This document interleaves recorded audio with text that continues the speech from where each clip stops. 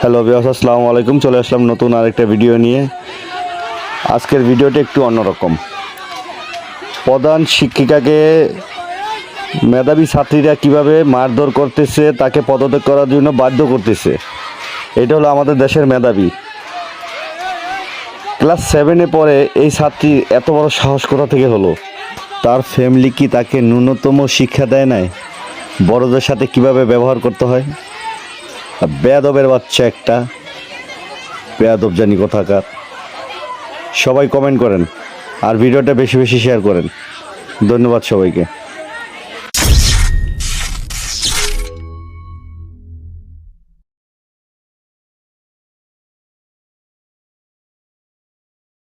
Hello viewers, আসসালামু আলাইকুম। চলে আসলাম নতুন আরেকটা ভিডিও নিয়ে। আজকের ভিডিওটা একটু অন্যরকম। প্রধান শিক্ষিকাকে মেধাবী